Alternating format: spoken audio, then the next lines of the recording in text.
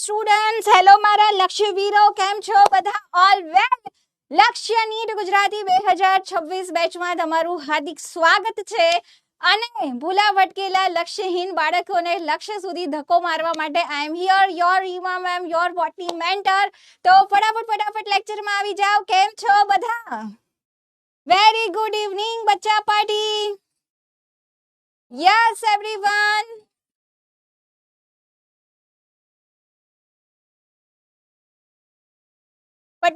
ફટાફટ લેક્ચરમાં આવી જાઓ.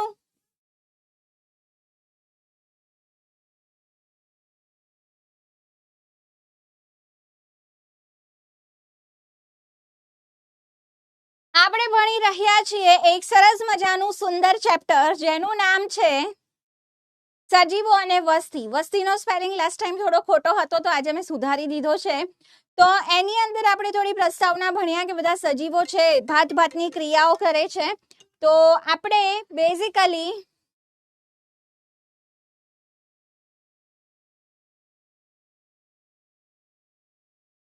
બે ક્વેશ્ચન પૂછી શકીએ છીએ.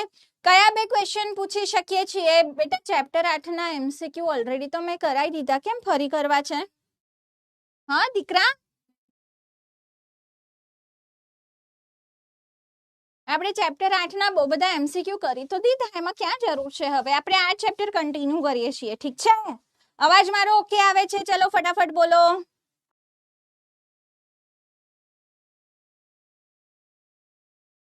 અવાજ મારો બરાબર આવે છે?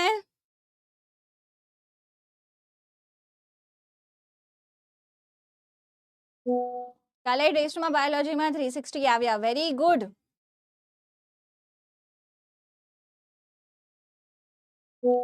ચલો બોલો ફટાફટ.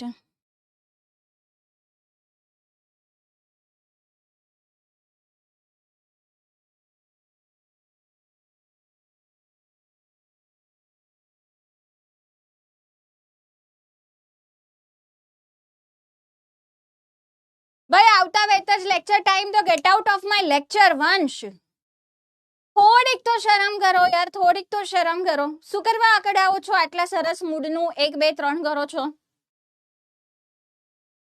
નહીં કરવાનું, આપણને બહુ પડી હોય એવી તો.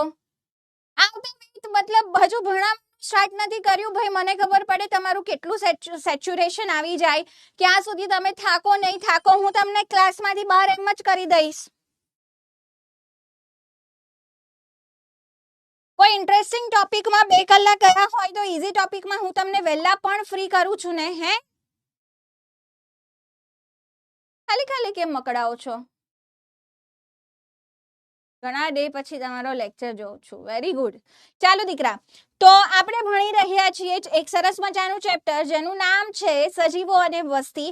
જેમાં આ બોર્ડ માટે નથી, મેં તમને કીધું હતું કે જે અનુકૂલનો સુધીનો ટોપિક છે, પર્યાવરણ વાળો ટોપિક નીટમાં લખેલો છે. તો ઓલ્ડ એનસીઈઆરટી માંથી ન્યૂ જ્યારે થઈ તો એમાં ડિલીટ થઈ ગયો છે પોર્શન, પણ નીટના સિલેબસમાં હજુ પણ એન્વાયરમેન્ટ લખેલું આવે છે, એટલે આપણે આ ટોપિક કરવાનો છે.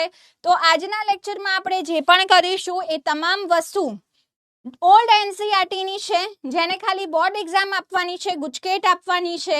જેને નીટ એક્ઝામ નથી આપવાની એ લેક્ચર નહીં જોવે, 8:30 8 સુધીનો વેટ નહીં કરે તો ચાલશે. ડન છે બચ્ચા?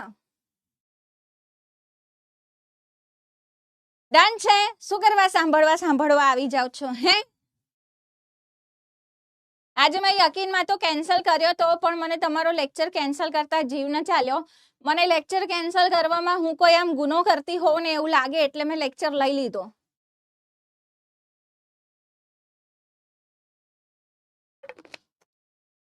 સિલેબસ જલ્દી પતે તો તમારો ને મારો લેક્ચર ચાલુ છે. તમારે ને મારી શાંતિ થાય એટલે ડન. ચાલો, તો લાસ્ટ ટાઈમ બેટા આપણે પર્યાવરણ, સજીવો અને તેનું પર્યાવરણ અને અજૈવિક પરિબળો વિશે ભણી રહ્યા હતા, જેમાં આપણે 3 અજૈવિક પરિબળો ભણ્યા. કયા 3 અજૈવિક પરિબળો ભણ્યા? આપણે કયા 3 અજૈવિક પરિબળો ભણ્યા?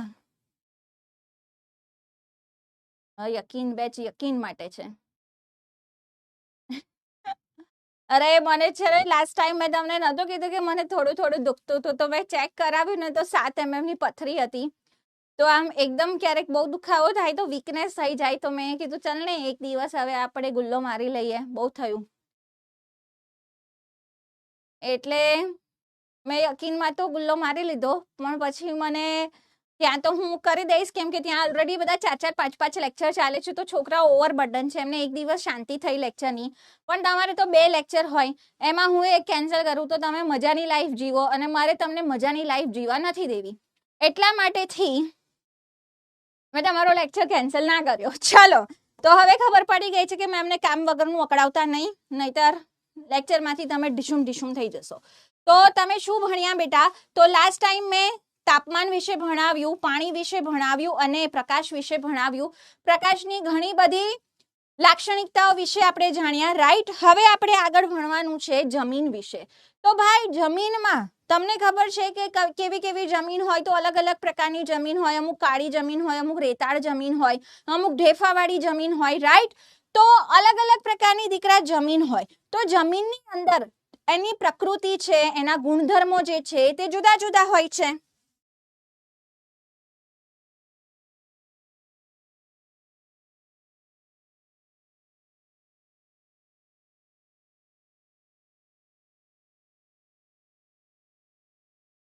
હવે કેવા પ્રકારની જમીન છે ત્યાં કેવા પ્રકારના સજીવ થશે એની આવશ્યકતા હોય છે.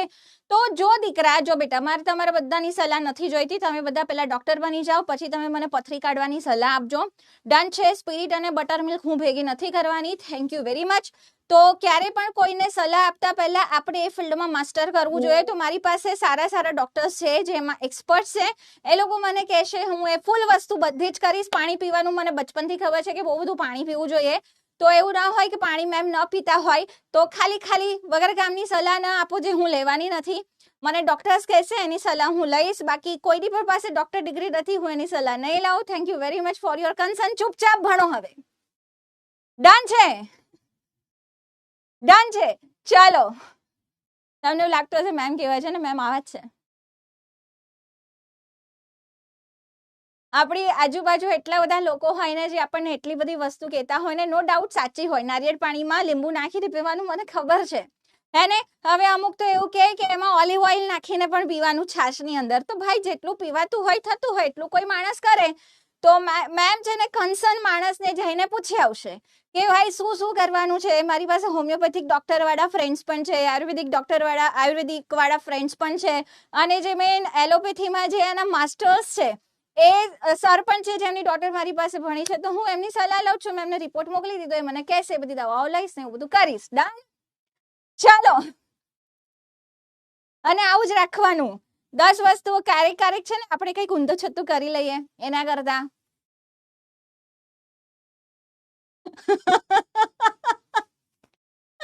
યસ હું તમને એક સાચી વાત કહું.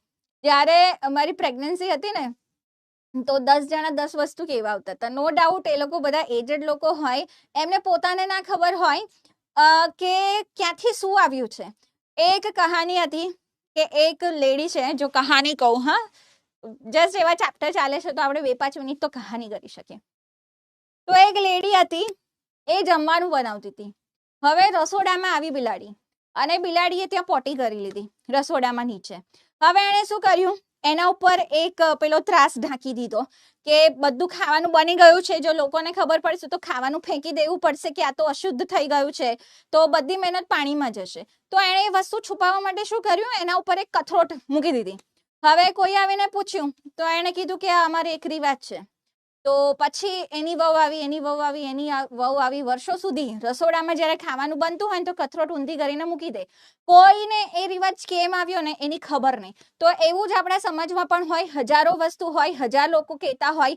તો મને ઘણા બધા સલાહ આપવા આવતા હતા, ત્યારે ફ્રેન્ડ્સ પણ આવતા હતા, સીતાફળ નહીં ખાવાના, તરબૂચ નહીં ખાવાનું, આ નહીં ખાવાનું, આ નહીં ખાવાનું. પણ આઈ એમ લાઈક કે મારી પાસે એપ છે, એમાં ડોક્ટર છે, ન્યુટ્રિશનિસ્ટ છે. હું એમને ફોન કરીને પૂછું ને કે કઈ વસ્તુ ખવાય, કઈ વસ્તુ ના ખવાય, રાઈટ? તો બેટર છે કે આપણે હંમેશા એવી સલાહ લઈએ જે કોઈ એનું જ્ઞાની હોય, જેણે એમાં માસ્ટર્સ કર્યું હોય, જેણે એનું ભણ્યું હોય, એની લઈએ. ઘણી બધી જૂની વસ્તુઓ સારી હોય છે, સાચી હોય છે, પણ ક્વેશ્ચન કેમ વાળો પૂછવાનો. જો કેમ નો આન્સર આવે તો એ વસ્તુ કરવાની, અધરવાઇઝ નહીં કરવાની. ડન. ચાલો, જમીનમાં પ્રકૃતિ ગુણધર્મો જુદા જુદા છે. હવે હું જે વાત કરી રહી હતી કે ભાઈ એની પ્રકૃતિ ઉપર, જેમ કે રેતાળ જમીન છે. રેતાળ જમીન ક્યાં હોય? રણ પ્રદેશમાં હોય તો તેમાં થતી વનસ્પતિ અલગ હોય. રેતાળ જમીન ક્યાં હોય? રણ પ્રદેશમાં હોય ને તો એમાં થતી વનસ્પતિ અલગ હોય. સપાટ જમીન મેદાનોમાં થતી વનસ્પતિ અલગ હોય. પહાડની ઉપર તમે જાઓ છો ત્યાં જમીન અલગ છે તો ત્યાં એ ભાગમાં થતી વનસ્પતિ પણ શું હોય દીકરા? અલગ અલગ હોય. રાઈટ? યસ, કાલે India world cup, India woman world cup જીતી ગયું. Very good. તમારે બધા નીટ પાસ કરવાની છે કે તમે મેચ જોઈ? હે,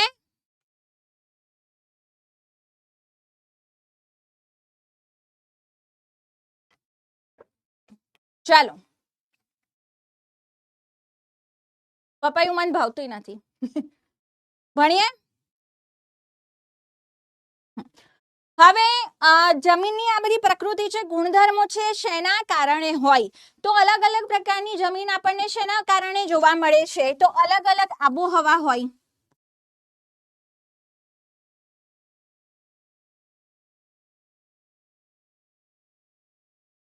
તો આબોહવાકીય પરિસ્થિતિ અલગ અલગ હોય તો આવા ગુણધર્મો આપણને જોવા મળે. સાથે સાથે જમીનમાં જે ધોવાણ થાય છે,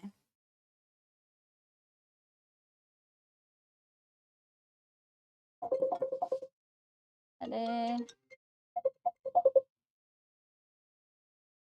હેલો, यस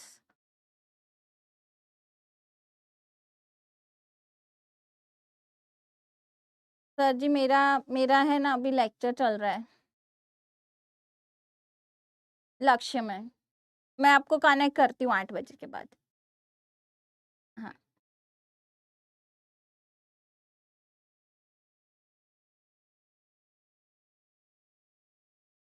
अपक्षयन થાય એમાં પાણી કેટલું અંદર પ્રવેશ્યું છે, ખનિજ તત્વો કેટલા જમીનની અંદર પ્રવેશ્યા છે, તેના આધારે જમીનનું શું થશે દીકરા? બંધાર નક્કી થશે. એની અંદર માટી કેવી જગ્યાએથી વહન પામી છે, એટલે કે રણમાંથી વહન પામી છે કે પછી અન્ય કોઈ જગ્યાએથી જ્યાં વધારે વિઘટન થઈ રહ્યું છે, એકદમ ગીચ જંગલ છે ત્યાંથી વહન પામી છે. રાઈટ? તો માટીનું વહન કેવું છે, એનું બંધારણ કેવું છે, એની અંદર ગ્રીટ છે, કાંકરા છે, તે કેટલા છે, એની અંદર એનું પોત કેવું છે, એકદમ ગઠ્ઠા જાડા જાડા છે કે પછી મોટા મોટા ઢેફા છે કે નાના નાના ઢેફા છે, વચ્ચે વચ્ચે એની અંદર હવા કેટલી છે, પોર કેટલા છે. રાઈટ? પછી કણોનું કદ કેટલું, એટલે આ પોત અને કાંકરામાં કણોનું કદ આવી ગયું. રેતીની માત્રા કેટલી છે, એની પીએચ કેટલી છે, ભૂમિની પીએચ કેટલી છે, આ તમામ વસ્તુ ઉપર ભૂમિનું બંધારણ નક્કી થાય છે અને એના આધારે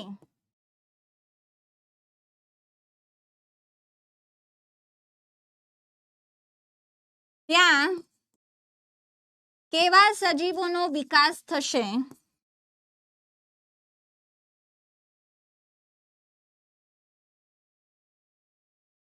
તે નક્કી થાય છે. ડન છે? હવે આપણે નેક્સ્ટ હવે વાત કરવાની છે કે 4 અજૈવિક પરિબળો વિશે તો ભણ્યા. તો આ દીકરા આપણને એનસીઈઆરટી માં આપેલી લાઇન્સ છે. જમીનની પ્રકૃતિ ગુણધર્મો જુદા જુદા હોય છે. આબોહવા, અપક્ષયન ક્રિયા, વેધરિંગ, માટી કેવી રીતે એક જગ્યાએથી બીજી જગ્યાએ ટ્રાન્સપોર્ટ થઈ છે, સેડિમેન્ટેશન વરસાદનું કેવું છે, અવસાદન કેવું છે, વિવિધ લાક્ષણિકતાઓ જેવી કે ભૂમિ રચના કેવી છે, કણોનું સામૂહિકરણ કેવું છે. સામૂહિકરણમાં મેં તમને કીધું ને, એગ્રીગેશનમાં ગઠ્ઠા એકદમ ઢેફા કડક છે કે પછી વચ્ચે વચ્ચે પોર્સ છે. રાઈટ? એના આધારે પણ નક્કી થાય છે. સિદ્ધાંત એવું કહે છે કે મેમ ડીપીપી કેમ નથી આપતા? મેડમે કેટલી ડીપીપી તને નથી આપી બેટા? સિદ્ધાર્થ, સિદ્ધાંત, હે સિદ્ધાંત, તું સિદ્ધાંતથી ભણતો હોય તો લાસ્ટ લેક્ચરમાં આ ટોપિક અધૂરો રહ્યો તો આખા ટોપિકની મેં ડીપીપી આપી દીધી હતી, એટલા માટે આજે ફરીથી ડીપીપી ન આપી. હે, એક ડીપીપીમાં તો તું મને આવું લખે છે કે મેમ ડીપીપી કેમ નથી આપતા? જે બાળક બાપડું આજે પહેલી વાર જોડાયું હોય એને તો એવું થાય કે મેડમ તો ડીપીપી જ નથી આપતા લેક્ચરમાં. તમારા સેન્ટેન્સ કેવા વાપરો છો, કયા ટોનમાં વાપરો છો, તમે કેવી રીતે તમારા ટીચર્સને એક્સેપ્ટ કરો છો, એ બહુ માયને રાખે છે. મેમ અવસાદન એટલે શું બેટા? અવસાદન એટલે જે નીચે સેટલ ડાઉન થાય ને બધી વસ્તુઓ, એને અવસાદન કહેવાય. તો વરસાદ પડે છે, હવામાં પણ માટીના કણો હશે, જમીન પર મોટા મોટા વૃક્ષો છે એની સાથે પણ માટીના કણો હશે, પાણીની સાથે બધું ધીરે ધીરે નીચે જમીન ઉપર આવશે, એમાંથી પછી નીચે ભૂમિય જળમાં જશે, તો એનું શું થાય છે? અવસાદન થાય છે. અવસાદન એટલે નીચે સેટલ ડાઉન થવું. પડી ખબર? આટલું હેટ શા માટે કરો છો દીકરા? પીડબ્લ્યુ ગુજરાતીની દરેક ફેકલ્ટી અમે જેટલા પણ 8-10 જણા છીએ ને જાન લગાવી દઈએ છીએ તમારી પાછળ, તમારા કન્ટેન્ટ પાછળ, તમારી ડીપીપી પાછળ, તમારા ટેસ્ટ પાછળ. એકદમ સુપર લેવલની એફર્ટ છે, પણ આટલું હેટ કેમ છે મને હજુ નથી ખબર પડતી. હે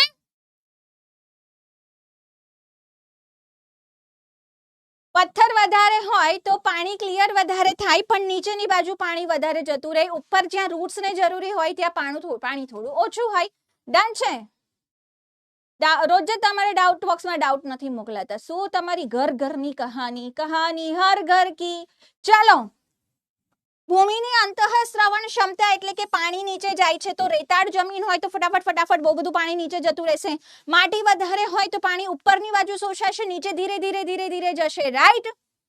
જલગ્રહણ ક્ષમતા, ઓકે, આ બધી લાક્ષણિકતાઓની સાથે સાથે પીએચ છે, ખનિજ તત્વો કેવા છે, ભૂતલ સ્થળાકૃતિ કેવી છે, ટોપોગ્રાફી એટલે કે પહાડ ઉપરની જમીન છે કે આમ મેદાન પ્રદેશની જમીન છે કે પછી દરિયા કિનારાની જમીન છે, એના ઉપર પણ ત્યાં કેવા સજીવો રહેશે અને કેવી વનસ્પતિઓ થશે તેનો આધાર રહેલો હોય છે.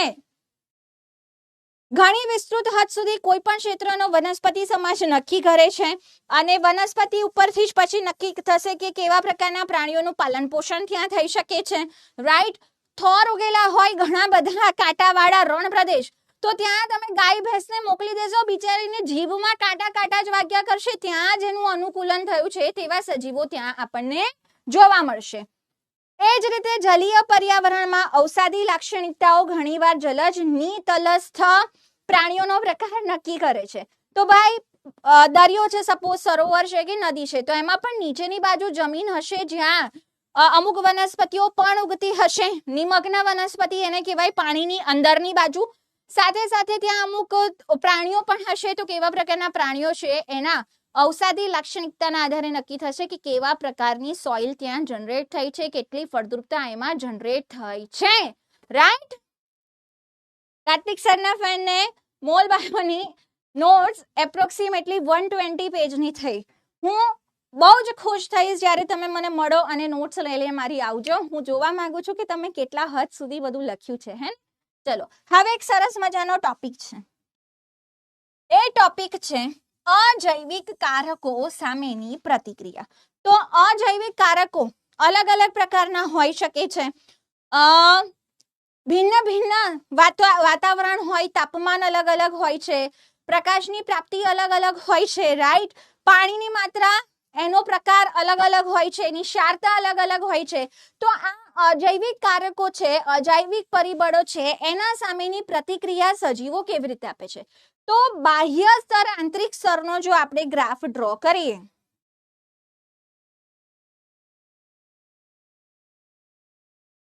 તો ગ્રાફ આપણે કેવો ડ્રો કરવાનો છે? તો અહીંયા લખો આંતરિક સ્તર,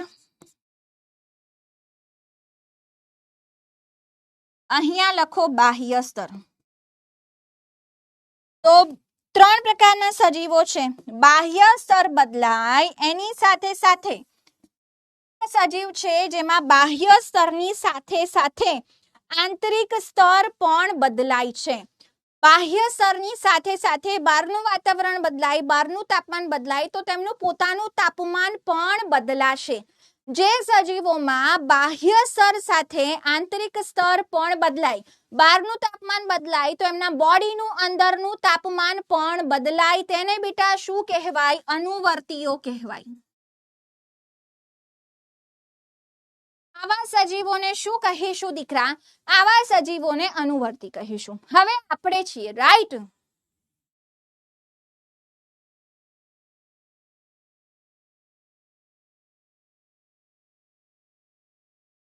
મારી નોટ્સ તો વાયરલ થઈ ગઈ. વાહ, સુભાષની નોટ્સ વાયરલ થઈ ગઈ. એક લાસ્ટ યર એક બાળકી હતી, એને નામ મને નહોતું કીધું કદાચ, ના એના ફ્રન્ટ પેજ પર હતું, જે એને મને નોટ્સનો વિડીયો મોકલ્યો હતો યાર. આજે હું શેર કરીશ તમને. ચલો હવે આપણી વાત કરીએ તો આપણે કેવા છીએ, શું આપણે અનુવર્તી છીએ? 12-50 ડિગ્રી થાય છે તો આપણા મગજનો પારો ભલે વધી જાય, આપણું બોડી ટેમ્પરેચર 50 ડિગ્રી થઈ જાય ને તો આપણા બધા જ ઉત્સેચકો ગડબડ થઈ જાય, રાઈટ? તો આપણી બોડીમાં 37 ડિગ્રી સેલ્સિયસ તાપમાન જળવાય છે. આપણી બોડીમાં કેટલું તાપમાન જળવાય છે? 37 ડિગ્રી સેલ્સિયસ તાપમાન જળવાય છે. તો આપણી પાસે સુપર પાવર છે કે 12 તાપમાન માઇનસમાં હોય કે 12 તાપમાન 37 ની પ્લસ હોય, આપણી બોડી એનર્જી ખર્ચ કરીને પણ વધારે તાપમાન હોય તો આપણે એસી લગાવી દઈએ છે, હે ને? અને નેચરલ મિકેનિઝમ જે એસીમાં નથી રહેતા એમને શું છે, પંખામાં નથી રહેતા એમને તો પરસેવો થાય છે. પરસેવાના કારણે બોડીનું ટેમ્પરેચર નીચે આવે છે. તો આપણે દીકરા કેવા સજીવોમાં આવીએ તો આપણે નિયામકો છીએ.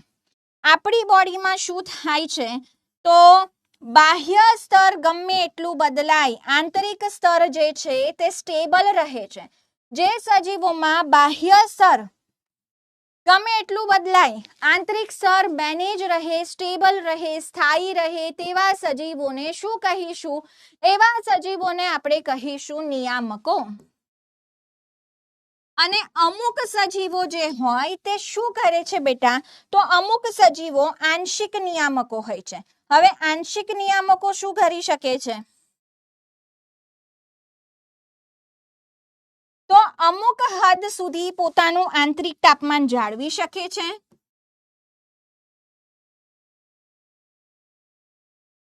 અમુક હદ સુધી પોતાનું આંતરિક તાપમાન કે આંતરિક સ્થિતિ જાળવી રાખે છે. પણ ત્યારબાદ અમુક લિમિટ પછી એ શું છે, તો અમુક લિમિટ પછી તે અનુવર્તી થઈ જશે. તો ભાઈ એ અમુક ચોક્કસ મર્યાદામાં પોતાને સહન કરી શકે છે, નિયામકો બની શકે છે. એ મર્યાદાની ક્ષેત્ર મર્યાદાની બહાર જઈએ, સપોઝ ટેમ્પરેચર 20 થી 40 ડિગ્રી સુધી કરી શકે છે, એની બહાર જઈએ તો તે અનુવર્તી છે, પછી તેઓની બોડી આગળ નિયમન કરી શકશે નહીં. તો એવા સજીવોને શું કહેવાય છે? આંશિક નિયામકો કહેવાય છે. એવા સજીવોને શું કહેવાય છે દીકરા? આંશિક નિયામકો કહેવાય છે. ડન? ડન છે બેટા? આટલું ક્લિયર છે? આટલું ક્લિયર છે? આગળ વધીએ તો ચલો, અહીંયા આપણને એક વર્ડ આપ્યો છે, સમસ્થિતિ, હોમિયોસ્ટેસિસ. કોણે કોણે આ શબ્દ સાંભળ્યો છે? સમસ્થિતિ બોલે તો હોમિયોસ્ટેસિસ. આ શબ્દ કોણે કોણે સાંભળ્યો છે? આપણે, મેં તમને શું કીધું કે આપણે 12 ટેમ્પરેચર 40, 45, 48 ડિગ્રી હોય, આપણી બોડી 37 ડિગ્રી સેલ્સિયસ તાપમાન જાળવવા માટે શું કરે છે? પ્રયાસ કરે છે, રાઈટ? તો સજીવ આંતરિક પરિસ્થિતિની સ્થિરતા જાળવવાનો પ્રયાસ કરે છે.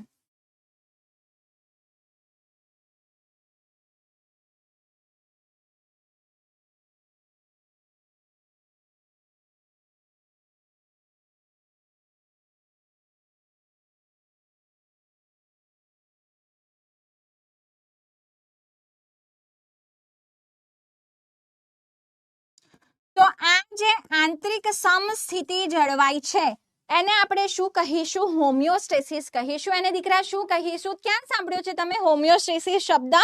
આ એક ખૂબ અગત્યનો શબ્દ છે. તો હોમિયોસ્ટેસિસને આપણે સમસ્થિતિ કહીએ છીએ. મોટા ભાગે તાપમાન તથા આશ્રુતિ સંદર્ભે સજીવો સમસ્થિતિ જાળવવાનો પ્રયાસ કરે છે.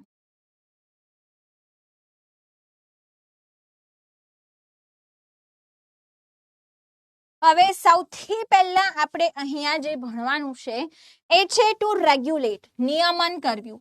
તો જે સજીવો નિયમન કરે છે એને આપણે શું કહીશું? રેગ્યુલેટર્સ, એટલે કે નિયામકો કહીશું. જે સજીવ બાહ્ય પર્યાવરણ સામે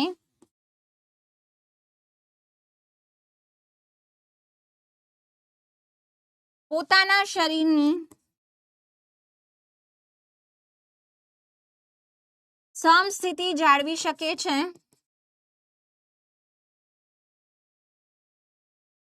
તે બધા જ સજીવોને આપણે કયા સજીવોમાં લઈશું લખવાનું છે તમારે બધાએ એ બધા સજીવોને આપણે લઈશું નિયામકોમાં નિયમન કેવી રીતે કરશે તો નિયમન કરવાના વિવિધ મેથડ હોય છે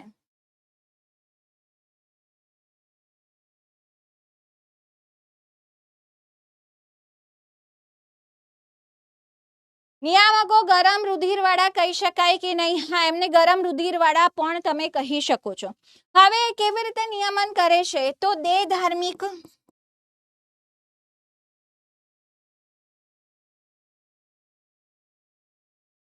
વર્તણૂક કરી શકે છે રાઈટ તો દેહ ધાર્મિક ક્રિયા બદલાવી શકે છે વધારે ઉર્જા ઉત્પન્ન થાય વધારે ઉષ્મા ઉત્પન્ન થાય જેમ કે શિયાળામાં કંપન થાય છે જેના કારણે બોડીમાં ઉષ્મા ઉત્પન્ન થાય છે જેથી બોડીનું ટેમ્પરેચર ડાઉન ન જાય તો એવો કઈ વર્તણૂક દર્શાવે છે તો દેહ ધાર્મિક વર્તણૂક દર્શાવે છે સાથે વ્યવહારિક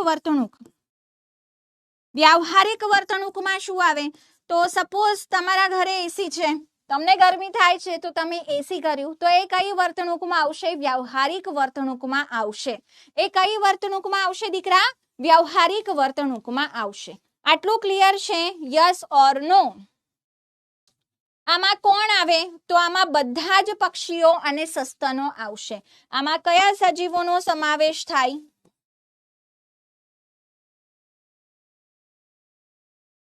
બધા જ પક્ષીઓ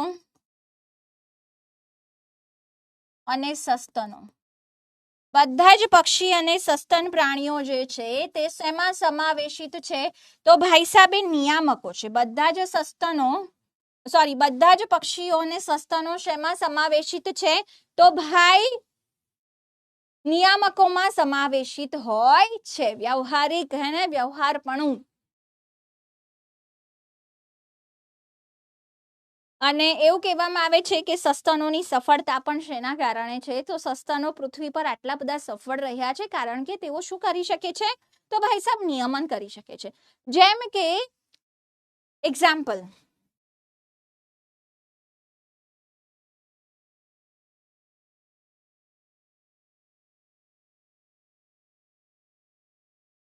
કલર દેખાય છે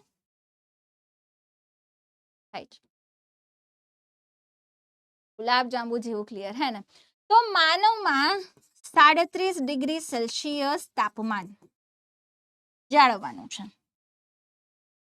તો ભાઈ બે વસ્તુ થશે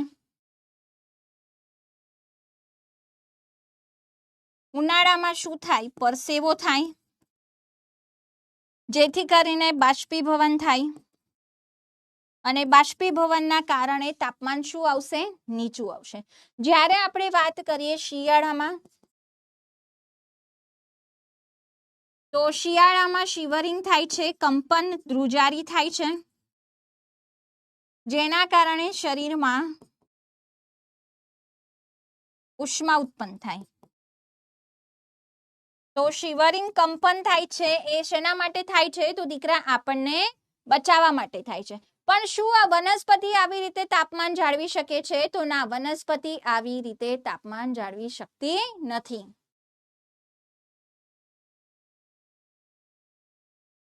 મેમ મારો ભાઈ સીએ ફાઇનલ એક્ઝામમાં છે અને પીડબ્લ્યુ માં સીએ વાલા કરીને આજે સીએ બન્યો છે વાહ બેટા વાહ ખૂબ સારી વાત કહેવાય સીએ બનવું ઘરમાં એક સીએ હોવું એકદમ એકદમ જોરદાર વસ્તુ કહેવાય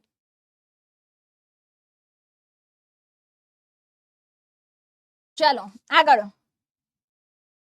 નેક્સ્ટ છે બેટા અનુકૂળ થવું કન્ફર્મ ટુ કન્ફર્મ એટલે અનુકૂળ થવું તો બેટા આની માટે શબ્દ છે સજીવો માટે છે કન્ફોર્મર્સ કન્ફોર્મર્સ એટલે આપણે શું કહીશું એને અનુવર્તીઓ કન્ફોર્મર્સને આપણે શું કહીશું દીકરા અનુવર્તીઓ એકચ્યુઅલીમાં કોંગ્રેચ્યુલેટ કરવું જોઈએ ઘરમાં કોઈ સીએ થાય એ ઘરની આખી પરિસ્થિતિ બદલાઈ જાય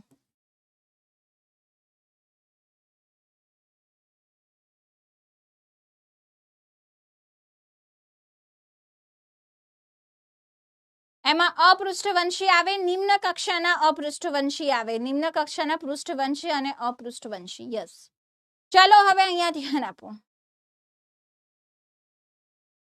તો જે સજીવો અનુકૂળ થાય છે, જેમ કે 99% પ્રાણીઓ અને લગભગ બધી વનસ્પતિઓ,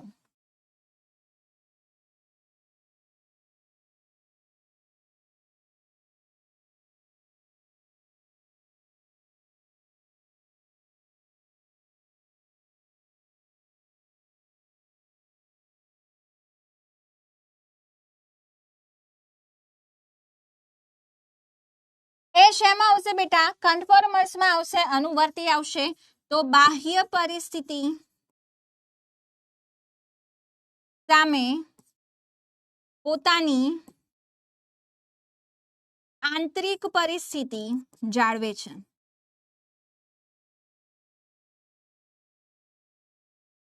બાહ્ય પરિસ્થિતિ સામે પોતાની આંતરિક પરિસ્થિતિ જાળવે તો એને આપણે બેટા શું કહીશું? એને આપણે કહીશું અનુવર્તી.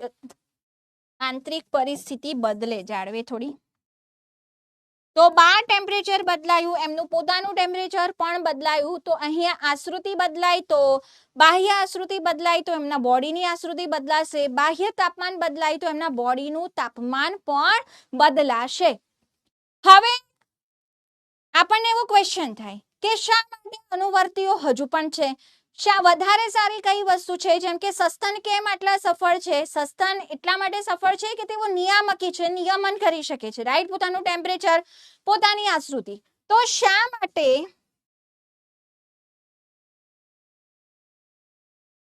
ઉદ્વિકાસ દ્વારા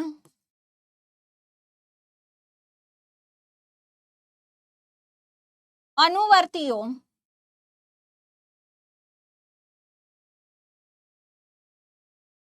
નિયામકો નથી બનતા?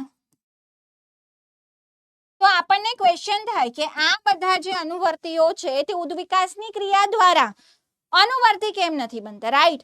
તો આ જે નિયમન કરવું છે, તો નિયમન કરવાની પ્રક્રિયા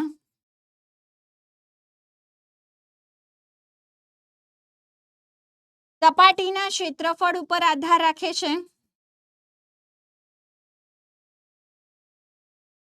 હવે સપોઝ હું તમને કહું કે એક નાનકડું પક્ષી છે,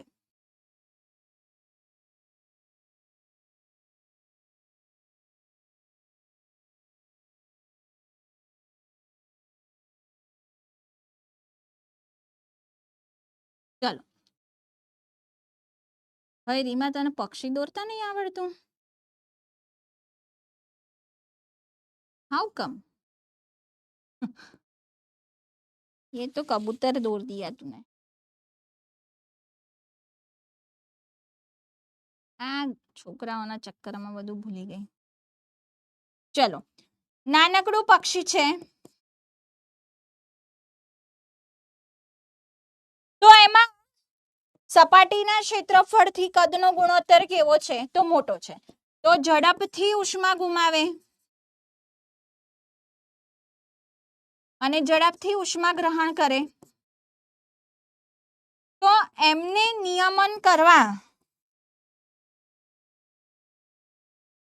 ખૂબ વધારે ઉર્જા જોઈએ.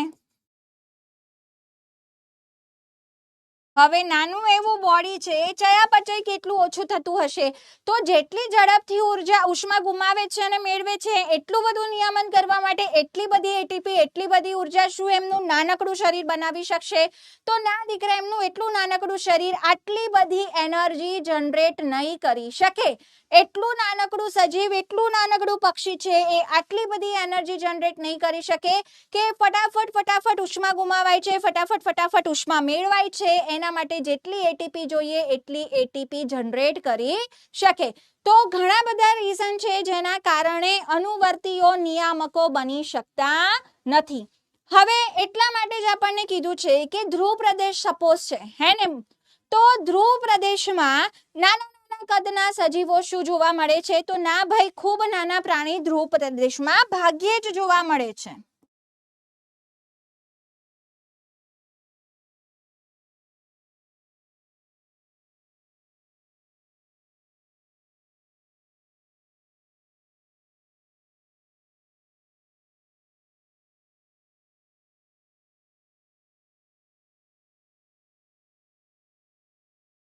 ખૂબ નાના નાના પ્રાણીઓ ધ્રુવ પ્રદેશમાં ભાગ્યે જ આપણને જોવા મળે છે, રાઈટ. હવે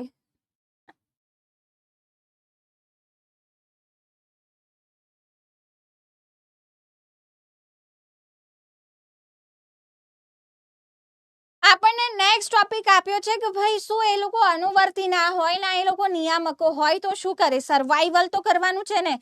હે તો હવે અહીંયા એક સરસ મજાના પક્ષી દોર્યા છે. કોઈ આ પક્ષીને ઓળખે છે? આપણા ગુજરાતમાં પણ આવે છે, નળ સરોવર બાજુ તો ખૂબ બધા આવે છે. હે પરિયેજ બાજુ બી મેં જોયા હતા. આ પક્ષીને કોઈ ઓળખે છે? પરિયેજ બાજુ પણ છે આ. તો આ સારસ પક્ષી છે. તો નેક્સ્ટ પ્રોસેસ શું છે? શું એ નિયમન ન કરે? ઉર્જા નથી ખર્ચવી, ના નિયમન કરવું છે, ના અનુવર્તી બનવું છે. તો પછી તેઓ શું કરી શકે છે? તો પછી તેઓ સ્થળાંતર કરે છે. તો તણાવપૂર્ણ નિવાસ સ્થાનમાંથી હંગામી ધોરણે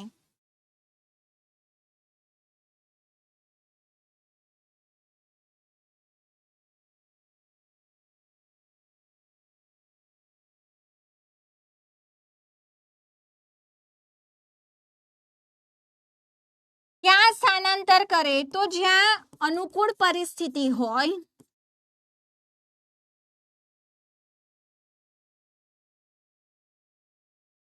તો સપોઝ ગુજરાતની વાત કરીએ, રાજસ્થાનની વાત કરીએ તો દર વર્ષે હજારોની સંખ્યામાં પક્ષીઓ આવે છે, અહીંયા માઇગ્રેટ કરે છે.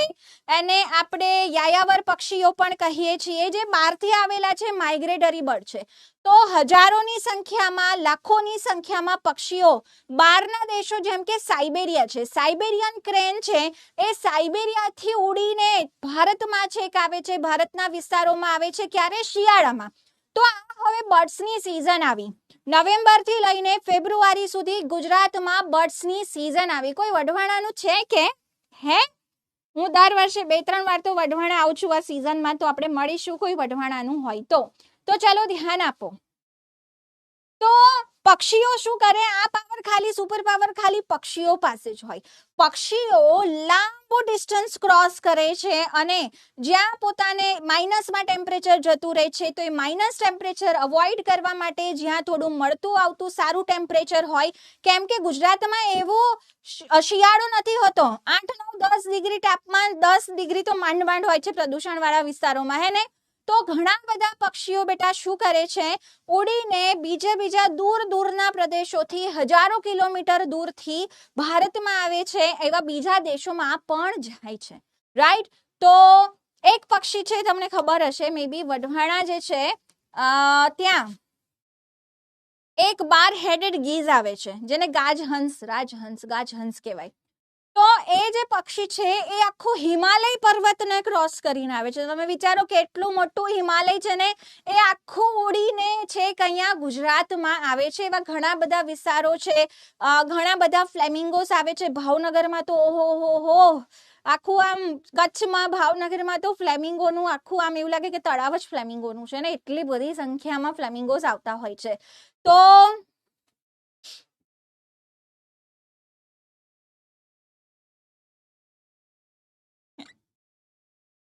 ચાલો તો પક્ષીઓ શું કરે છે?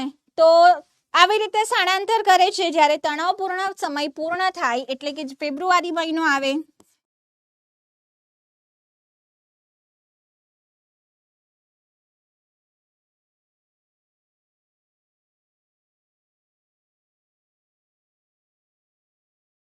અહીંયા એક ઉદાહરણ આપ્યું છે કે રાજસ્થાનમાં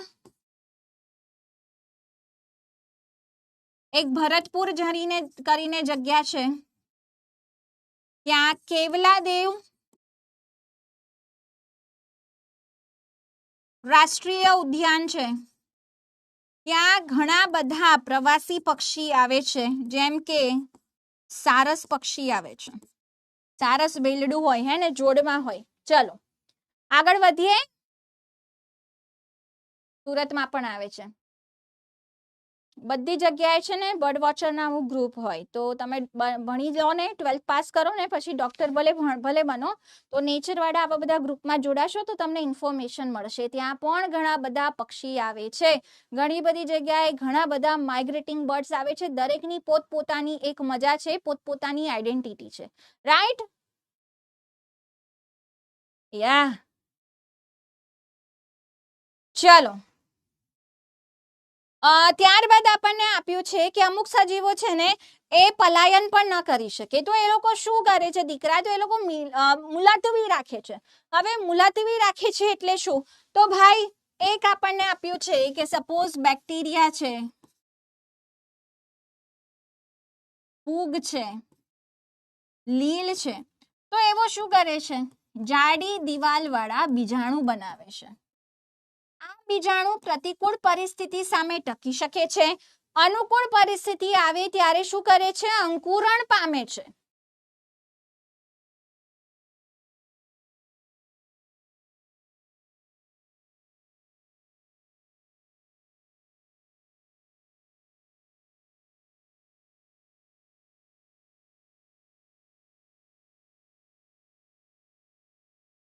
અનુકૂળ પરિસ્થિતિમાં શું કરે? અંકુરણ પામે અને પોતાની સંખ્યા વધારે છે. ચલો, એના સિવાય વનસ્પતિમાં હોય છે કશું? તો હા, વનસ્પતિમાં પણ સપોઝ બીજાણુ બને છે, રાઈટ?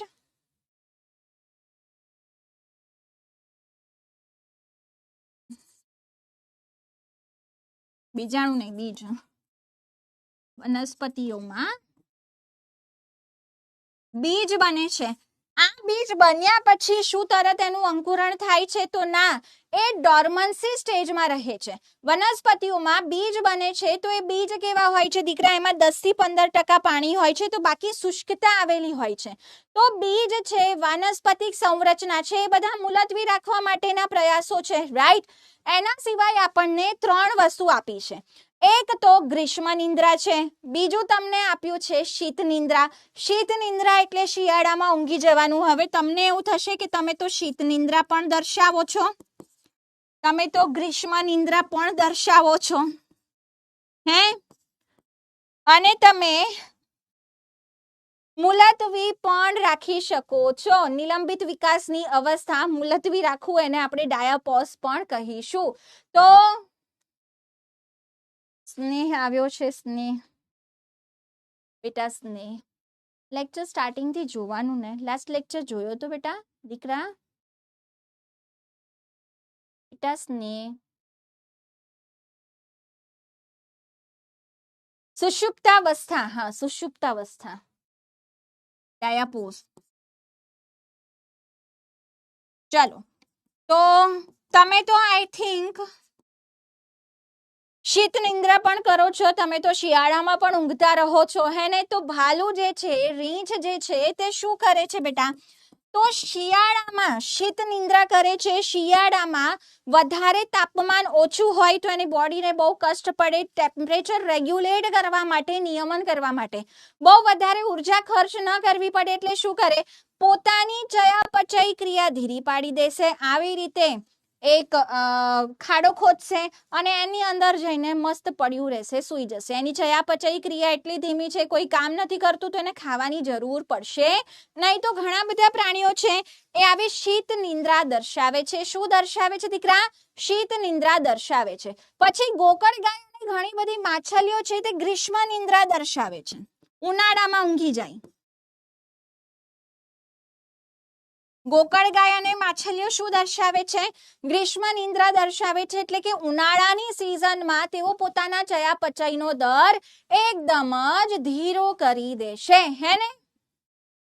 જો બેટા, વચ્ચે વચ્ચે આવીને ડબકા નહીં ભરવાના. તો પહેલેથી લેક્ચર ન જોયો હોય તો ચૂપચાપ ભણાવાતું હોય ભણવાનું. આ 2 લેક્ચર, ફર્સ્ટ લેક્ચર નીટ માટે છે. નીટના સિલેબસમાં એન્વાયરમેન્ટ આપણને આપ્યું છે, ઓર્ગેનિઝમ એન્ડ ધેર એન્વાયરમેન્ટ ઇંગ્લિશમાં સિલેબસ આપ્યો છે, જેનો અર્થ થાય સજીવો અને તેનું પર્યાવરણ. તો નવી એનસીઆરટીમાં ટોપિક ડિલીટેડ છે, પણ નીટમાં એન્વાયરમેન્ટ વર્ડ આપ્યો છે, એટલા માટેથી આપણે આ કરી રહ્યા છીએ. અમુક સજીવો ઇરિસ્પેક્ટિવ ઓફ શિયાળો કે ઉનાળો સુષુપ્તાવસ્થામાં જાય છે, જેને ડાયાપોઝ કહેવામાં આવે છે. નિલંબિત વિકાસની અવસ્થા અને આમાં ઉદાહરણ કોણ આવશે તો ભાઈ પ્રાણી પ્લવકો. દેશો નિલંબિત વિકાસની અવસ્થા. તો ભાઈ એમનો વિકાસ છે ને એકદમ નિલંબિત થઈ જશે, એકદમ સ્લો થઈ જશે જ્યારે પ્રતિકૂળ પરિસ્થિતિ હોય ત્યારે. પણ ડન.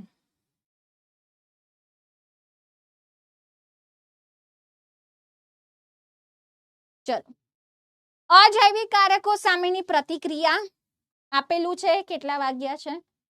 ચલો વાંચી આપું. ઉપરથી વંચા ઉડાવું છું. ઓકે. એ વાસ્તવિકતાનો અનુભવ કર્યા પછી અનેક નૈસર્ગિક નિવાસ સ્થાનોની અજૈવિક પરિસ્થિતિઓ ક્યારેક ને ક્યારેક શક્તિ રૂપથી ભારે પરિવર્તન પામે છે. આપણે પૂછીએ કે આ પ્રકારના નિવાસ સ્થાનોમાં રહેવાવાળા સજીવો તણાવપૂર્ણ પરિસ્થિતિઓનો સામનો કરે છે તો એની વ્યવસ્થા કેવી રીતે કરે છે. પરંતુ આ પ્રશ્નનો જવાબ આપવાનો પ્રયાસ કરતા પહેલા આપણે કદાચ પૂછવું જોઈએ કે અત્યંત પરિવર્તનશીલ બાહ્ય પર્યાવરણ સજીવોને સંતાપ પમાડે છે કે માનસિક મૂંઝવણમાં મૂકે છે. સજીવ એ આશા રાખી શકે છે કે તેના અસ્તિત્વના લાખો વર્ષોના સમયગાળા દરમિયાન ઘણી જાતોએ અપેક્ષિત સ્થાયી આંતરિક પર્યાવરણ વિકસિત કર્યું હશે, જેને આપણે સમસ્થિતિ કહીએ છીએ, જે બધી જ જૈવ રાસાયણિક પ્રક્રિયાઓ દેહધાર્મિક કાર્યોને અધિકતમ કાર્યદક્ષતા ही करवा दे छे. व्हाट इज दैट अधिकतम कार्यदक्षता शब्द? કે સપોઝ મેં તમને કીધું કે 37 ડિગ્રી સેલ્સિયસ તાપમાન મેન્ટેન કર્યું છે, એના કારણે જેટલા ઉત્સેચક છે એમની મેક્સિમમ કેપેસિટી ઉપર હશે. દેખો લખ્યું છે ઇંગ્લિશમાં મેક્સિમલ એફિશિયન્સી. તો દરેક ઉત્સેચક દરેક પ્રોટીનને પોતાનું કામ કરવા માટે યોગ્ય તાપમાન યોગ્ય પીએચ જોઈએ. હે ને, તમે ભણ્યા છો હિસ્ટોન પ્રોટીન જે છે તે કેવા પ્રોટીન છે તો ભાઈ બેઝિક પ્રોટીન છે. તો દરેક માટે પોતાની પીએચ હોય છે, દરેક માટે શું હોય છે પોતાનું એક તાપમાન હોય છે જેના ઉપર તે મેક્સિમમ ફંક્શન કરશે, મેક્સિમમ પોતાની કાર્યક્ષમતા દર્શાવી શકશે. જેમ કે સવારમાં તમે ઉઠો 6 વાગે ઉઠો, 6 થી 10 વાગ્યા સુધીમાં 6 થી 10 વાગ્યા સુધીમાં તમે એકદમ સુપર્બ એક્ટિવ હશો. તમે જેટલા ક્વેશ્ચન સોલ્વ કરશો, ફિઝિક્સના અઘરામાં અઘરા ક્વેશ્ચન કરશો, તમને તો આવડી જશે હે ને. તો ભાઈ એ તમારી મેક્સિમમ કાર્યદક્ષતા થઈ, મહત્તમ કાર્યદક્ષતા થઈ. રાઈટ. હવે આ જ રીતે જાતિઓની બધી રીતની યોગ્યતામાં વધારો કરે છે અને આ સ્થિરતા નિરંતરતા દેહ જળના ઇષ્ટતમ તાપમાન અને આશ્રુતિ સાંદ્રતા સંદર્ભે હોઈ શકે છે. સજીવો તેનું આંતરિક પર્યાવરણ સ્થિર જાળવાનો પ્રયત્ન કરે છે, જેને આપણે સમસ્થિતિ હોમિયોસ્ટેસિસ કહીશું. પછી ભલે બાહ્ય પર્યાવરણીય પરિસ્થિતિ તેના સમસ્થાપનને અસ્વસ્થ બનાવવાનું વલણ ધરાવે. આ મહત્વપૂર્ણ સંકલ્પનાને સુસ્પષ્ટ કરવા આપણે સાદ્રશ્યતાની ચર્ચાને ધ્યાનમાં લઈએ છીએ. માની લો કે કોઈ વ્યક્તિ તેનું તાપમાન 25 ડિગ્રી સેલ્સિયસ હોય તો સર્વશ્રેષ્ઠ કાર્ય કરી શકે છે. હવે બહાર જાડી નાખતી ગરમી હોય કે થીજાવી નાખતી ઠંડી હોય તો ઓબ્વિયસલી તમે વ્યવસ્થિત રીતે લખી શકશો, તમારું મગજ કામ કરશે, સરખી રીતે નહીં કરે. રાઈટ. આગળ તે તેની સમસ્થિતિને ઘરમાં મુસાફરી કરતી વખતે કે કારમાં હોય ઉનાળામાં તો શું કરે ભાઈ? એર કન્ડિશનર એસી ચાલુ કરે. શિયાળામાં શું કરે તો ભાઈ તાપક સગડી અને હીટર કહેવાય, હીટર સળગાવે છે, તાપણું કરે છે. તેણીની આસપાસ હવામાનની સ્થિતિ અસ્વીકાર્ય હોય તેમ છતાં તેણીની પોતાની કાર્યક્ષમતા હંમેશા મહત્તમ હશે. અહીં વ્યક્તિની સમસ્થિતિને દેહધાર્મિક શારીરિક રીતે નહીં પરંતુ કૃત્રિમ સંસાધનો દ્વારા આપણે પરિપૂર્ણ કરીએ છીએ. પણ શું કુદરતી રીતે થઈ શકે છે? તો હા, થઈ શકે છે. તો પહેલું આપણને આપ્યું છે બેટા, પહેલું આપણને આપ્યું છે નિયમન કરવું. કેટલાક સજીવો દેહધાર્મિક આચરણ વર્તણૂકને લગતા સાધનો દ્વારા સમસ્થિતિને જાળવી રાખવા સક્ષમ હોય છે. શરીરનું તાપમાન અને આશ્રુતિ સાંદ્રતા સ્થિર રાખવાની ખાતરી આપે છે.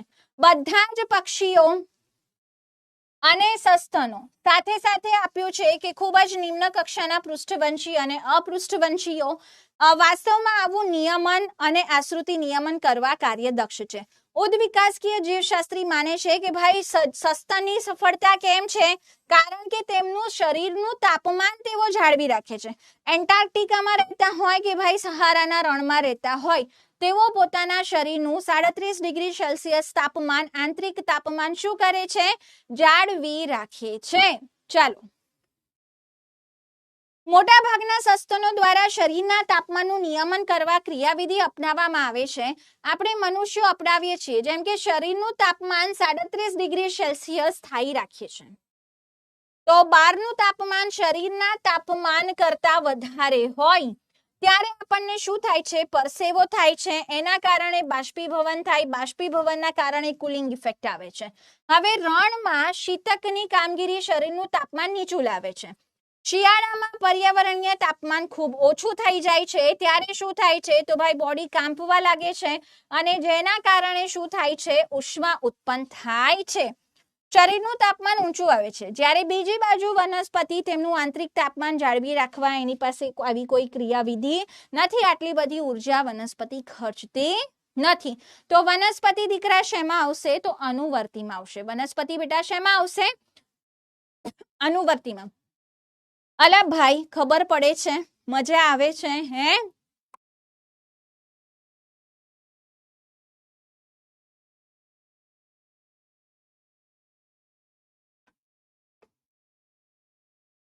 છોકરાઓ કે જાતે વાંચશો? આગળ ભણાવું. ચાલો, નેક્સ્ટ છે દીકરા અનુકૂળ થવું. અનુવર્તીઓ તો ધાર્યા કરતા વધારે પ્રાણીઓ એટલે કે બધી જ વનસ્પતિ અને 99% પ્રાણીઓ આંતરિક પર્યાવરણ જાળવી શકતા નથી. એમનું તાપમાન આસપાસના પરિસરના તાપમાન અનુસાર બદલાય છે. જલીય પ્રાણીઓમાં દેહજળની આશ્રુતિ સાંદ્રતા આસપાસની સાંદ્રતા મુજબ બદલાય છે. તો આવા સજીવોને આપણે શું કહીએ છીએ? અનુવર્તીઓ. આંતરિક પર્યાવરણ જાળવે અચળ હોય તો એનો લાભ થાય છે. તો આપણને ક્વેશ્ચન થાય કે શા માટે આ સજીવો નિયામકી સજીવો બન્યા નથી? તો મનુષ્યના સાદા ઉદાહરણનો ઉપયોગ કરીએ કે કેટલાક લોકો નહીં. હવે આપણને ગરમી લાગે તો શું બધા એસી અફોર્ડ કરી શકે છે? ના, બધા ચરર મારું ચકડોળ ચાલે. આજે થિયરી ને MCQ કાલે. મળી ગયો આન્સર. મગજનું દહીં નહીં કરતા. પહેલા ભણાવું છું, ભણી લો. પહેલા ભણાવું છું, ભણી લો.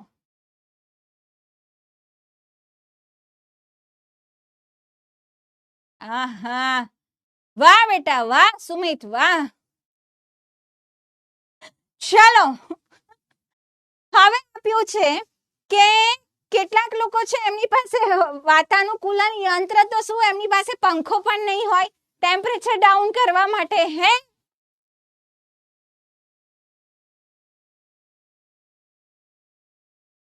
ભણો ને દીકરા, ચૂપચાપ ભણો ને. કરાવું છું એ કરો ને. હું તમને ઓછું કરાવીશ એવું તમને મારા પર ટ્રસ્ટ નથી તો શું કામ મારું મગજનું લોહી પીવો છો?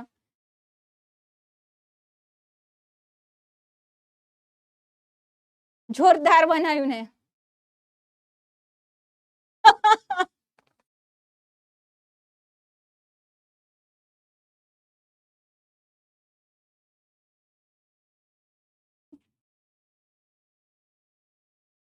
બધા જોડે રહી રહીને આવું બધું શીખી ગઈ. ચાલો, ઘણા સજીવો માટે ઉષ્મીય નિયમન ઉર્જાની રીતે ખર્ચાળ છે. જેમ કે છછુંદર કીધું છે, નાના નાના ગુંજન પક્ષી હમિંગબર્ડ હોય. પછી તમે પેલા જોયા હશે સનબર્ડ જોયા હશે, રાઈટ?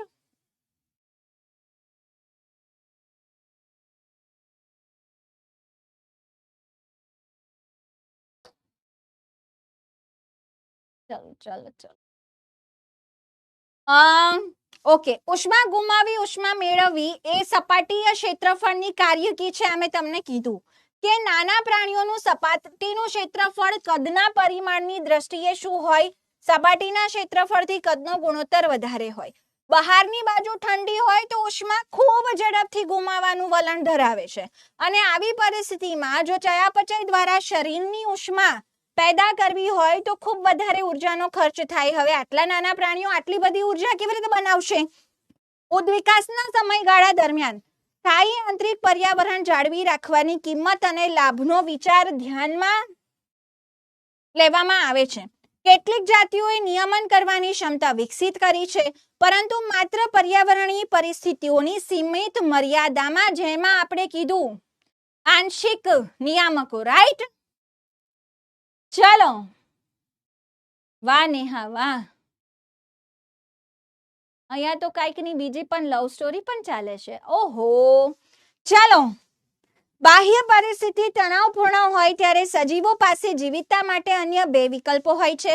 ફક્ત થોડાક સમયગાળા માટે સ્થાયી થઈ જાય છે અથવા જે તે સ્થિતિમાં એ જ જગ્યાએ ટકી રહે છે.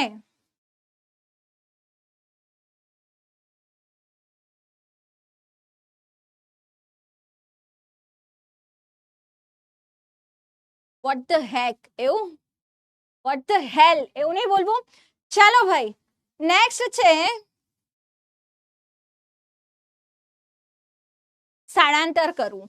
તો ભાઈ, સજીવ તણાવપૂર્ણ નિવાસસ્થાનમાંથી હંગામી ધોરણે અસ્થાયી રૂપે સ્થળાંતરણ કરે છે જ્યાં વધારે અનુકૂળ પરિસ્થિતિ હોય, અને જ્યારે એમનો એવો સ્ટ્રેસફુલ પર્યાવરણ પૂરો સમય સમાપ્ત થાય ત્યારે પાછા પોતાના સ્થળે આવી જાય છે. હવે આમાં છે ને એક સરસ છે કે તમે સાંભળ્યું હશે કે ફ્લેમિંગો છે જે છે ને આવે છે ગુજરાતમાં, હજારોની નહીં લાખોની સંખ્યામાં ફ્લેમિંગો આવે છે. હવે ગુજરાતમાં આવીને એ લોકો પોતાના ઈંડા મૂકે છે, એમાંથી એમના નાના નાના બચ્ચા આવે છે, અને બચ્ચા પણ મોટા થાય છે 3-4 મહિનાના સમયગાળામાં. હવે જે ફ્લેમિંગો એજેડ હોય, જે ઉડી શકે ન હોય, ડાઉટફુલ કેસ હોય, નાના બચ્ચા હોય, હજુ બહુ મોટા ન થયા હોય ઉડવા માટે સક્ષમ, તો પાછું એ બધા પાછા ન જાય, એ બધા ત્યાં જ રહી જાય. જે લોકો સક્ષમ હોય એ બધા શું થશે? પાછા પોતાના જગ્યાએ જતા રહેશે.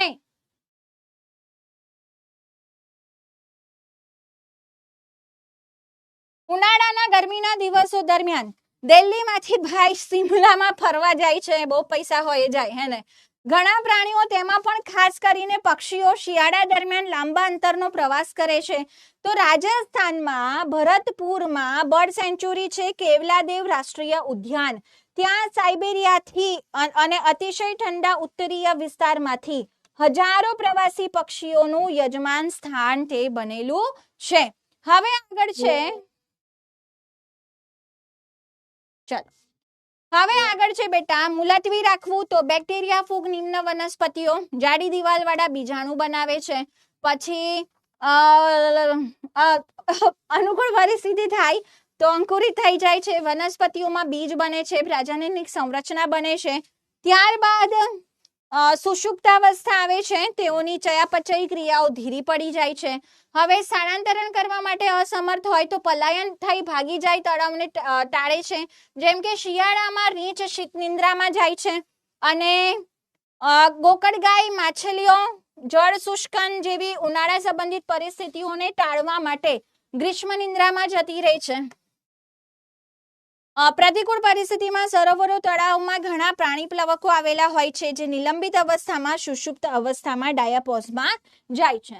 હવે આપણને આપ્યું છે કે સજીવો આ પર્યાવરણીય પરિસ્થિતિ સામે શું કરે છે? તો ભાઈ સાહેબ, અનુકૂલનો સાધે છે. આ પરિસ્થિતિ સામે શું કરે છે દીકરા?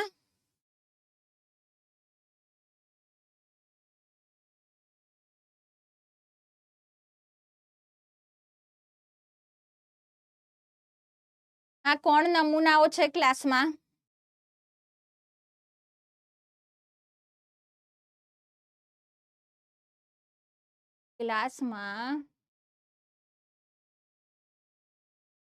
હે અંકિત ભાઈ શું કરે છે? કહો. ચલો ભાઈ, આપણે આજે એક હિસ્ટોરિક લવ સ્ટોરીનો પાર્ટ બની રહ્યા છીએ લેક્ચરમાં. તો મને ઘણી ખુશી થશે જો મને આ બધું જોવા મળે તો. શું મેસેજીસ હતા જરા મને પણ તો વંચાવો, તમારા લેવલ પર કેવી લવ સ્ટોરી હોય હું પણ જોઉં.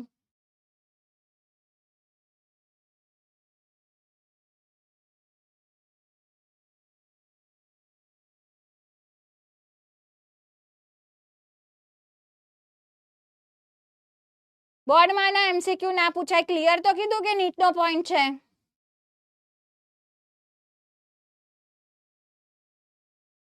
ઓહો,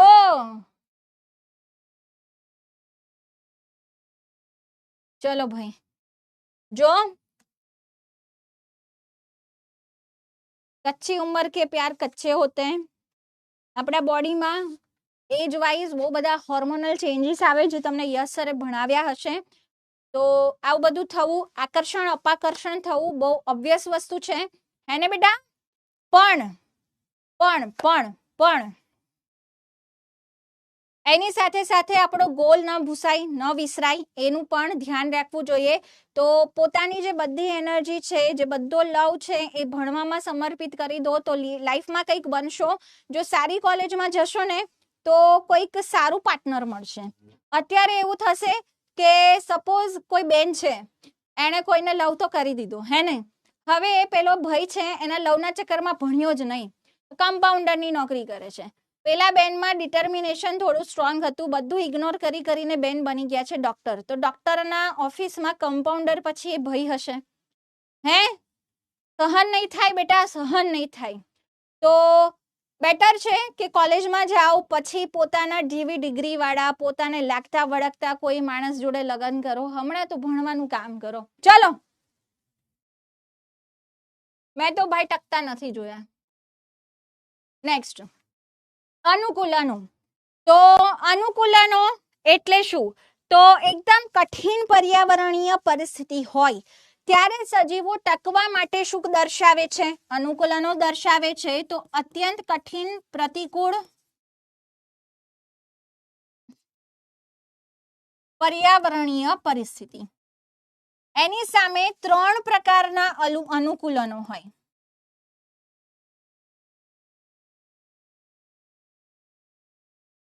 પહેલું અનુકૂલન આપ્યું છે દેહ ધાર્મિક,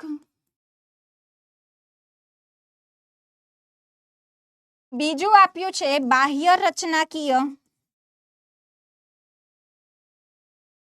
જેમ કે થોરની અંદર ફાફડા થોરમાં પર્ણ સદૃશ પ્રકાંડ છે, પ્રકાંડ પર્ણ જેવું બની જાય છે, ત્યાં વાયુરંધ્રો ઓછા છે, અને પર્ણ જેમાં વાયુરંધ્રો છે તે એકદમ રિડ્યુસ ઓછા થઈને શું બનાવે છે? પર્ણ કંટક બનાવે છે. તો બાહ્ય રચનાકીય અનુકૂલનો અહીંયા સાધ્યા છે. સાથે સાથે આ અનુકૂલન વ્યવહારિક પણ હોઈ શકે છે, જે આપણે આગળ ભણીશું. તો 3 પ્રકારના અનુકૂલન સજીવો સાધે છે. કયા 3 પ્રકારના? તો ભાઈ પર્યાવરણીય પરિસ્થિતિ સામે દેહ ધાર્મિક, બાહ્ય રચનાકીય અને વ્યવહારિક પ્રકારના અનુકૂલનો સાધે છે. સૌથી પહેલું એક્ઝામ્પલ આપણને જે આપ્યું છે એ છે દીકરા કાંગારૂ ઉંદર. આ કાંગારૂ ઉંદર ક્યાં જોવા મળે છે? ચલો બોલો, કાંગારૂ ઉંદર ક્યાં જોવા મળે છે? તો ઉત્તર અમેરિકાના રણ પ્રદેશમાં જોવા મળે છે. કાંગારૂ ઉંદર. હવે આપણું લવ પુરાણ પૂરું થયું હોય તો આપણે પાછા આવી જઈએ લેક્ચરમાં. ચલો, તો કાંગારૂ ઉંદર ક્યાં જોવા મળે છે? તો ઉત્તર અમેરિકાના રણમાં જોવા મળે છે.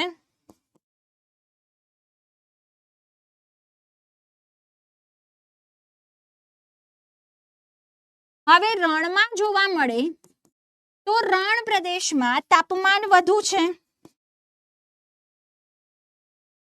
તો પાણી ખૂબ ઓછું છે,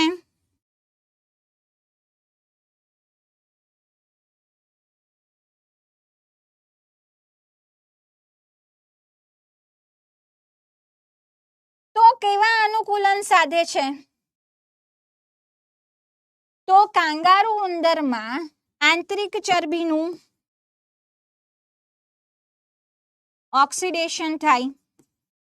જેણે 11th ના લેક્ચર મારી પાસેથી ભણ્યા છે એને ખબર હશે, ઇલેક્ટ્રોન પરિવહન તંત્રમાં છેલ્લે ઇલેક્ટ્રોન જાય છે, એટલે હીરવા મેમ પાસેથી ભણ્યા હોય તોય ખબર હશે કે ઇલેક્ટ્રોન પરિવહન તંત્રમાં શ્વસનવાળા ચેપ્ટરમાં છેલ્લો ઇલેક્ટ્રોન ઓક્સિજન અને H+ ને મળે છે, એનાથી પાણી મળે છે. તો એ જે પાણી મળે છે NaDH2 FeDH2 ના ઓક્સિડેશનથી એ પાણી શું કહેવાય? ચયાપચયી વોટર કહેવાય. એ પાણીને શું કહેવાય દીકરા? ચયાપચયી વોટર. બેટા કાંગારૂ ઉંદર કીધું છે, કાંગારૂ નથી કીધું. કાંગારૂ ઓસ્ટ્રેલિયામાં હોય. ચલો ચૂપચાપ ભણો, સહારામાં પણ જોવા મળે. હા, તો આંતરિક ચરબીનું ઓક્સિડેશન કરીને ચયાપચયી પાણી જે બને તેને વાપરે છે. તો બહારથી એમને પાણી લેવું નથી પડતું, બહારથી પાણીની એમને જરૂર નથી પડતી. બોડીની અંદર જ શું કરે છે? ચયાપચયી પાણી જે બન્યું છે ઓક્સિડેશનથી જૈવ અણુઓના, તેને વાપરે છે. સાથે સાથે ઉત્સર્ગ પદાર્થોનો સ્ત્રાવ કરવા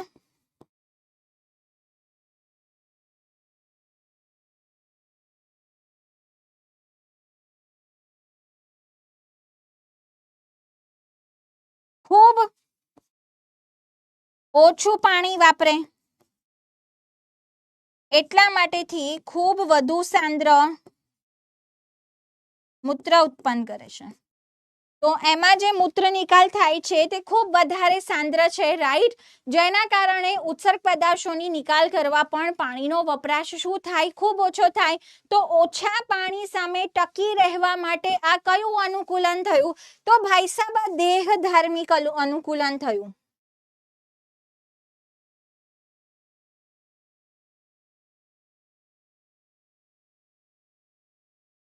ચલો નેક્સ્ટ છે બેટા રણ પ્રદેશની વનસ્પતિ જેવી કે ફાફડા થોર. તો કયા કયા લક્ષણ હોય? તો ભાઈ પર્ણ ઉપર જાડું ક્યુટિકલ, નિમગ્ન વાયુરંધ્રો સપાટીની અંદરની બાજુ હોય જેથી બાષ્પોત્સર્જન ઓછું થઈ શકે.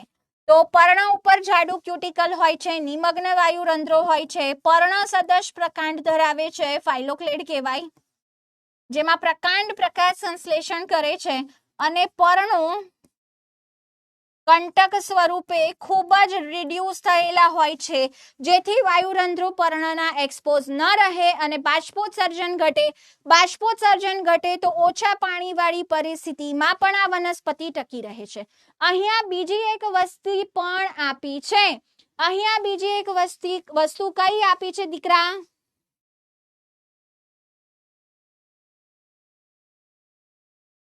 બોલો. એવું કહે છે કે મેં તો સમાપ્તિ મેમ પાસે ભણ્યો, પણ સમાપ્તિ મેમ ઝુઓલોજીના મેમ છે, બોટનીના ચેપ્ટર એમણે ક્યારે ભણાયા? ઠીક છે, હવે ચલો. કેમ પાથવે દર્શાવે છે? ધેટ ઇઝ ક્રેઝ્યુલેશન, એસિડ મેટાબોલિઝમ. આ કેમ પાથવેમાં દિવસ દરમિયાન વાયુરંધ્રો બંધ રહે છે. જે એસિડ આવેલું હોય ક્રેઝ્યુલેશન એસિડ, ક્રેઝ્યુલેસી ફેમિલી છે, એક ક્રેઝ્યુલેસી કુળનું નામ છે, હે ને? તો ક્રેઝ્યુલેસી કુળ જે છે, ફેમિલી જે છે, એમાં આ બધી થોર પ્રકારની વનસ્પતિ આવે, કેલેન્ચો આવે. તો એ બધી વનસ્પતિમાં દીકરા શું થાય છે? તો એસિડ બને છે. હવે દિવસ દરમિયાન વાયુરંધ્રો બંધ થાય તો CO2 સ્થાપન કેવી રીતે થશે? તો એમાં જે એસિડ ભેગું થયેલું હોય તેનું ડીકાર્બોક્સિલેશન થશે.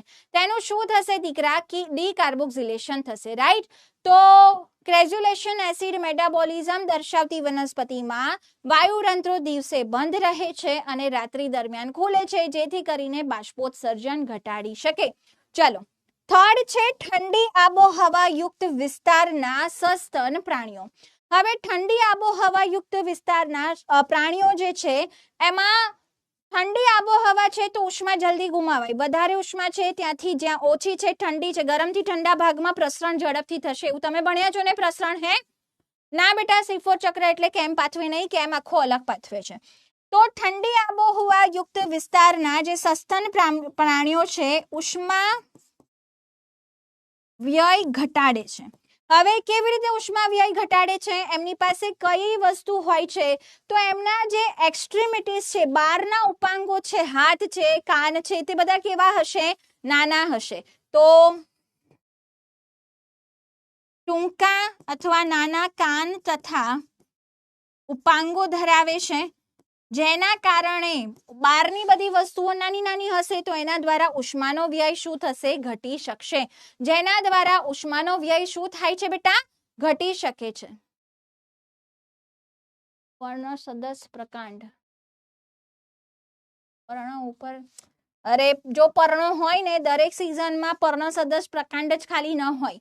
પર્ણો હોય તો એના ઉપર જાડું ક્યુટિકલ હોય. ડન. પર્ણો ધરાવે ઘણી બધી વનસ્પતિઓ રણ પ્રદેશની પર્ણ ધરાવે છે. આટલું ક્લિયર છે?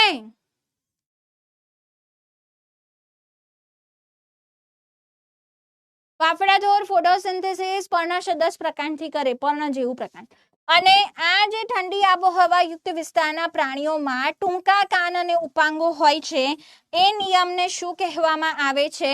એલનનો નિયમ કહેવામાં આવે છે. આ નિયમને શું કહેવામાં આવે છે દીકરા? એલનનો નિયમ કહેવામાં આવે છે. હવે નેક્સ્ટ આપ્યું છે કે ધ્રુવીય સમુદ્રમાં સીલ માછલી છે. આ સસ્તન માછલી છે. હવે એમની ત્વચાની નીચે ચરબીનું જાડું થર છે. આ થરને આપણે બ્લબર કહીએ છીએ. એમની ચામડીની નીચે ચરબીનું શું છે? એક જાડું થર છે, જેને આપણે શું કહીએ છીએ? બ્લબર કહીએ છીએ, જે ઇન્સ્યુલેશનની જેમ કામ કરશે, એટલે કે તે ઉષ્મા અવરોધક તરીકે વર્તે. એવું કહેવાય ને કે જાડી ચામડીનો છે, એના ઉપર કોઈ અસર ન થાય. તો જાડી ચામડી આમાં આવું છે કે ચામડીની નીચે જાડું ચરબીનું થર છે, જે એક લેયર જેકેટની જેમ વર્તશે, ઇન્સ્યુલેટરની જેમ વર્તશે, જેથી ટેમ્પરેચર ઉપર નીચે અંદર બહાર બહુ વધારે ચેન્જ થાય નહીં. નેક્સ્ટ છે વધુ ઊંચાઈવાળા ઉત્તુંગ વિસ્તારો. હવે તમે વધુ ઊંચાઈવાળા ઉત્તુંગ વિસ્તારોમાં જાઓ. જમીનની સપાટીથી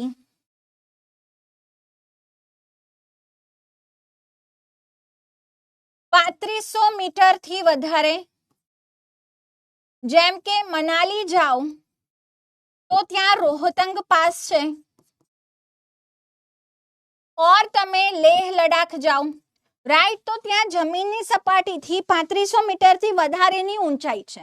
હવે જ્યારે તમે ત્યાં જાઓ છો તો તમે અહીંયા નોર્મલ જગ્યા પર રહો છો અને પહાડી વિસ્તારમાં જ્યારે જાઓ ત્યારે શું થાય છે બેટા?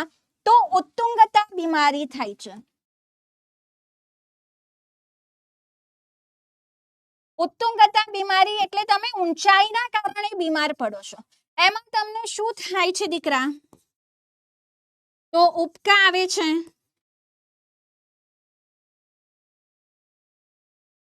ચક્કર આવે છે, સાથે સાથે શું થાય છે? તો થાક લાગે છે, હૃદયના ધબકારા વધી જાય છે.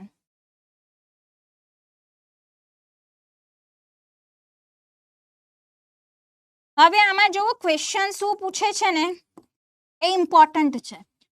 તો ઉત્તુંગતા બીમારી એટલે શું? ઊંચાઈ ઉપર જવાથી જે બીમારી થાય એને ઉત્તુંગતા બીમારી કહીશું, રાઈટ. હવે અનુકૂલનો છે. તો આવું શા માટે થાય છે? તો ઉપર જતા હવા પાતળી થાય, વાતાવરણીય દબાણ ઘટે,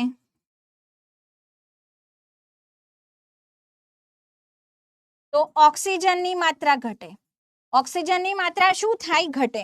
તો ભાઈ આપણે તો ક્યારેક જઈએ છીએ, જે લોકો ત્યાં રહે જ છે એમને કાયમ આવું થાય, કાયમ આવું થાય તો ગડબડ થાય ને. તો ત્યાં રહેતા જે લોકો છે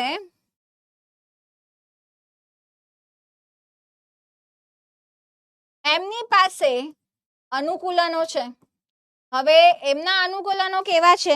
તો તમે કહેશો એકદમ ગોરા ગોરા ગુલાબી એમના ગાલ હોય છે, હે ને? તો શા માટે હોય છે? કારણ કે ઊંચાઈ ઉપર વધારે ઓક્સિજન પહોંચાડવા આરબીસીની માત્રા તેમની બોડીમાં વધી જાય, હિમોગ્લોબિનની માત્રા એમની બોડીમાં શું થાય બેટા? વધી જશે. તો એમની પાસે કયા વધારે અનુકૂલનો હોય છે? તો આરબીસીની વધારે માત્રા. પછી હિમોગ્લોબિન, ઓકે, એમની અંદર છે ને હૃદયના ધબકારા આપણે વધે એવું કહીએ છીએ. તો એમનો પણ એમાં શું હોય કે આપણો શ્વસન દર અને એમનો શ્વસન દર અલગ હોય. તો વધુ શ્વસન દર, જેથી વધુ ઓક્સિજન લઈ શકાય, અને એમની અંદર હિમોગ્લોબિનની ઓક્સિજન જોડાણ ક્ષમતા ઓછી હોય. હવે એના કારણે શું થાય? તો ઝડપથી ઓક્સિજન અંગોમાં મુક્ત થાય.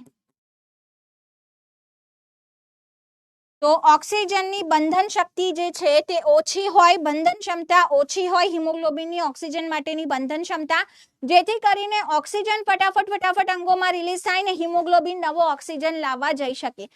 તો આ પ્રકારના અનુકૂલનો વધારે ઊંચાઈવાળા પહાડી વિસ્તારના લોકોમાં હોય. તો ઉત્તુંગતા બીમારી પૂછી છે કે એના અનુકૂલનો પૂછ્યા છે, એના પ્રમાણે ક્વેશ્ચનનો આન્સર લખવાનો. ચાલો આટલું ક્લિયર છે? આગળ વધીએ.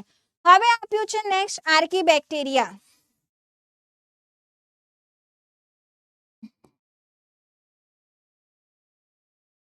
તો ગરમ પાણીના જરામાં જોવા મળે,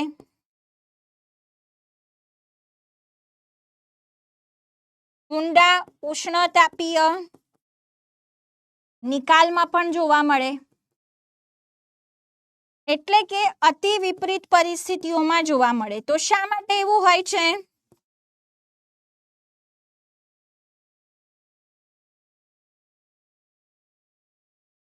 તો કોષ દિવાલની વિશિષ્ટ રચના ધરાવે છે. એમની કોષ દિવાલ બેક્ટેરિયા કરતા અલગ હોય છે. તો એમની કોષ દિવાલની વિશિષ્ટ રચનાના કારણે તેઓ અન્ય બેક્ટેરિયાથી અલગ પડે છે, વિપરીત પરિસ્થિતિમાં પોતાનું જીવન ટકાવી રાખે છે. બસ 5 મિનિટનું બાકી છે. આજે તો આપણે વહેલો લેક્ચર પૂરો કરી દઈએ. આ છેલ્લું પેજ છે આજનું. ચલો નેક્સ્ટ છે બેટા એન્ટાર્કટિકાની માછલીઓ. તો હવે આપણને કીધું છે કે એન્ટાર્કટિકા વિસ્તારમાં જે માછલીઓ હોય એ 0 ડિગ્રી સેલ્સિયસ થી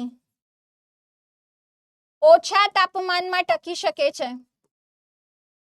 તો કેવી રીતે ટકી શકે? શું એ લોકો ફ્રીઝ ના થઈ જાય? હે તો ના, એ ફ્રીઝ નથી થતા. એમની અંદર એક તો અલગ અલગ લેયર હશે ચરબીના, સાથે સાથે એમના બ્લડમાં એમનું રુધિર જામી ન જાય.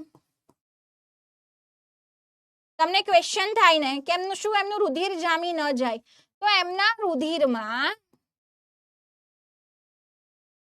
એન્ટીફ્રીઝ પ્રોટીન હોય. આ પ્રોટીન એમના રુધિરને જામી જતું અટકાવે.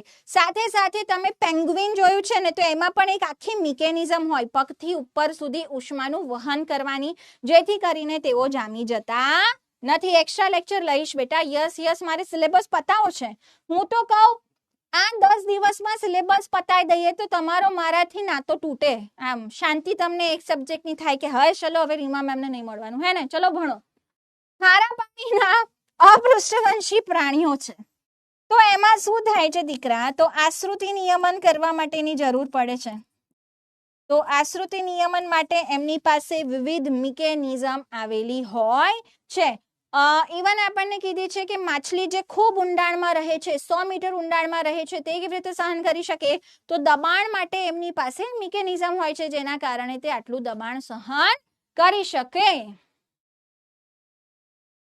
વાહ. ચાલો રણ પ્રદેશની ગરોળીઓ આપી છે, ડેઝર્ટ લિઝાર્ડ આપી છે.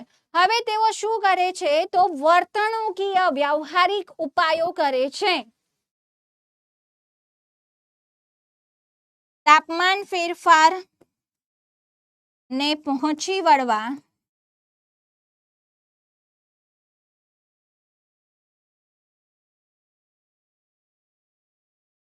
વ્યવહારિક ઉપાય કરે છે. કેવી રીતે બેટા?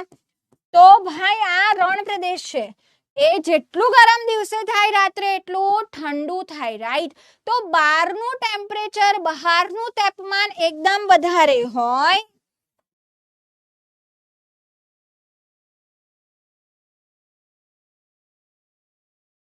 એમની સહન શક્તિ મર્યાદા કરતા તાપમાન વધે તો તેઓ દરમાં જતા રહે. એમને દર બનાવ્યું રહે, એની અંદર જતા રહે જ્યાંથી ટેમ્પરેચર ઓછું થાય. જો શરીરનું તાપમાન ઓછું થઈ જાય